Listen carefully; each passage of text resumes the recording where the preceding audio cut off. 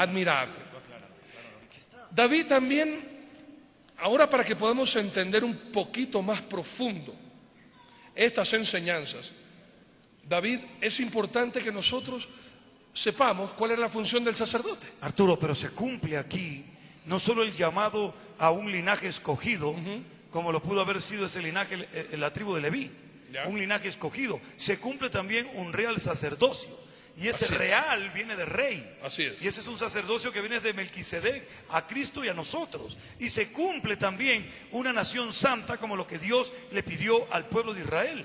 Un sacerdocio, y un sacerdocio de persona y un sacerdocio de nación. Es extraordinario. Todo se cumple aquí. ¿Podría ser un sacerdocio corrupto? No, no, porque vos mismo estabas tocando esto. Mire, el sacerdote, lo voy a resumir en una sola palabra, tiene una función: reconciliación entre el pecador arrepentido y Dios santo. O sea, reconciliación entre pecador arrepentido y un Dios santo. El sacerdote es puesto para reconciliar, pero cuando el sacerdocio se corrompe, la ira de Dios es inevitable, porque no tiene Dios, entre comillas, a alguien que represente a ese pueblo necesitado de ayuda porque está más perdido que el mismo pueblo. Ese es el problema. Cuando el sacerdote se extravía, se cumple lo que el Mesías dijo: el ciego que guía a otro ciego, los dos caerán al precipicio. Y en Primera de Samuel, justamente esto que vale la pena, que es lo que ha pasado ahora, mientras nosotros tenemos que proclamar la luz admirable de Jesús, porque nos sacó de las tinieblas, hay muchos que de pronto cayeron como los hijos de Elí. En Primera de Samuel, capítulo 2, hermanos míos, usted puede leer del 20 al 25. Elí era un sacerdote. Elí era el sacerdote justamente antes, y el que instruyó a Samuel, el último gran juez y profeta de Israel. Y sus dos hijos estaban corrompidos y hacían negocio. Mire usted, solamente David, para que puedas continuar tú en esta brillante exposición. 1 Samuel capítulo 2, versículos 12 y 14, para que podamos entender esto, que era lo que hacían los sacerdotes. 1 Samuel 2, del 12 en adelante leo: los hijos de Elí eran hombres impíos y no tenían conocimiento de Jehová. Increíble que un hijo de sacerdote no conozca a Dios. Casa de herrero, cuchillo de palo. Y era costumbre de los sacerdotes con el pueblo que cuando alguno ofrecía sacrificio, venía el criado del sacerdote mientras se cocía la carne, trayendo en su mano un garfio de 3 dientes, y lo metía en el perol, en la olla, en el caldero o en la marmita, y todo lo que sacaba el garfio, el sacerdote lo tomaba para sí. De esta manera hacían con todo israelita que venían a Silo. En otras palabras, no presentaban un sacrificio santo ante Dios, sino que ellos sacaban provecho de la ofrenda o el sacrificio que traía la gente de David. Se la robaban la ofrenda, porque cuando uno mira, para esto se necesita tiempo, Arturo. Sí. Uno de los primeros sacrificios, hay varios tipos de sacrificios y ofrendas en el Antiguo Testamento o en el libro de Baicrao Levítico. Uno de ellos es la Shoah, el holocausto. Y es el sacrificio del animal completo que se reduce a cenizas en el fuego. El sacerdote no comía cuando se presentaba ofrenda de holocausto. Cuando se presentaba ofrenda de paces, compartía con el que la presentaba. Pero en el holocausto era el animal completo el que se ofrendaba a Dios. Y estos tipos se lo robaban, se lo comían, los hijos de Elí. Qué parecido a lo que está pasando hoy. Alguien lleva y presenta la ofrenda, pero hay algunas iglesias que nunca rinden cuenta del dinero que reciben. David, a esos falsos que están predicando mal, Qué ¿por qué no le adviertes de lo que le pasó a estos falsos sacerdotes que se robaban la ofrenda? ¿Qué les pasó? Dios los mató. Para que tengan bien mucho cuidado de jugar con la ofrenda, que es la vida de la gente que está ofrendándole a Dios. Es que es el sudor de la frente. Por supuesto Es que sí. hay que entender esto. La ofrenda, más que un presente, es la representación de la vida de la persona. Porque la persona, para presentar una ofrenda, tuvo que trabajar, sudar, transpirar, sangrar, esforzarse para ganar un peso, llevar y presentar una ofrenda para que algún pícaro se la robe. O sea, el juicio de Dios es grave, Porque Dios no va a reclamar cuántos dólares se robó un pastor corrupto. Dios va a reclamar cuánto de sacrificio había en esa ofrenda para que éste todavía se la haya robado. Y ahí viene mucho de estas doctrinas falsas, pues, que le dicen, pare de sufrir, llévese un poquito de agua, pague. Y ellos hacen tremenda fiesta, pero cuánta gente se quita el pan de la boca, o les quita el pan de la boca a los hijos para presentar una ofrenda que nunca llega a destino. Eso es lo terrible y eso es lo que está pasando.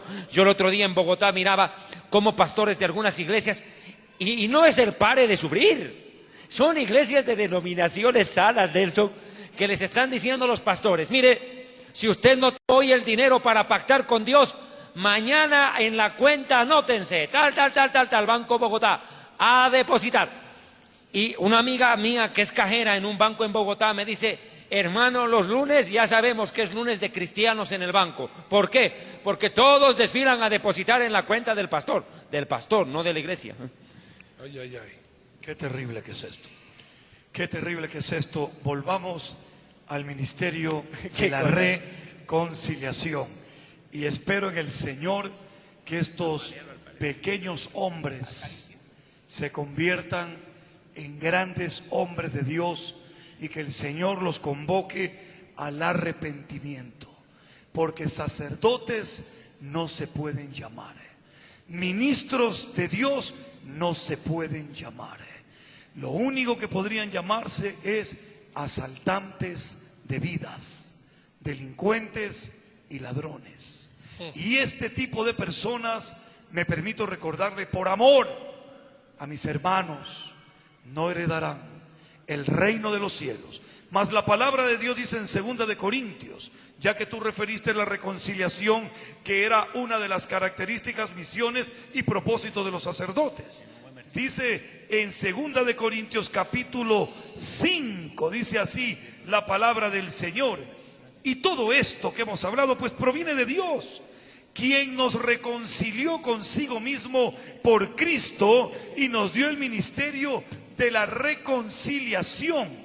Que Dios estaba en Cristo reconciliando consigo al mundo, no tomándoles en cuenta a los hombres sus pecados, y nos encargó a nosotros la palabra de la reconciliación.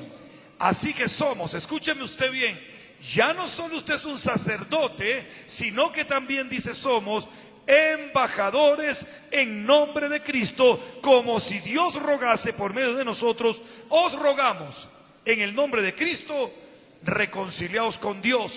Y eso, para lograrlo, Dios tiene que otorgar el arrepentimiento a todos estos asaltantes de vida, asaltantes de la fe, que están distorsionando la verdad y que están enlazando a la gente con la muerte y no con la vida eterna. Nelson, en Guayaquil hay un serio problema y quiero tomarme unos segundos en esto, por favor, y no es que quiero desvirtuar, porque este tema del sacerdocio es tan profundo que lo vamos a continuar en el siguiente programa. Nelson, hoy en día la gente, en su necesidad de reconciliarse con Dios, está cayendo en el paganismo. En Guayaquil, Ecuador, donde llega la señal de este programa, a través de Asomavisión, a quienes agradecemos, hay una secta enorme es una secta que ha crecido como un cáncer, que ha hecho metástasis en toda Latinoamérica y el mundo. Es una secta que se llama Pare de Sufrir. Pero nunca terminan de sufrir los que dan, los únicos que dejaron de sufrir son los que reciben ahí dentro. Pero, Nelson, en Guayaquil este fenómeno ha alcanzado proporciones impresionantes, ¿verdad? Mira, esto es algo tremendo. Yo enciendo en ocasiones el televisor, diariamente esto, para ver cuál es el nuevo producto. Porque uno tiene que estar enterado para advertir a la gente. Y de pronto un día decía, la flor de la santidad, una flor amarilla. Luego la rosa de la prosperidad. Tenemos todavía algunas de las astillitas de la cruz de Cristo. Y en un día de estos sacan los pelos de la barba del siervo Arturo. ¿Qué es lo que...? Eso es gratuito y por gracia. Gloria a Dios. Mis amados hermanos, queremos agradecer su tiempo y gracias por haber estado con nosotros. El tiempo vuela de verdad cuando nos gozamos en el Señor. Así que recuerden, Jesús les ama y nosotros también. Y si el Señor no viene antes, nos veremos en una próxima ocasión con misterios y enigmas de la Biblia. Bendiciones.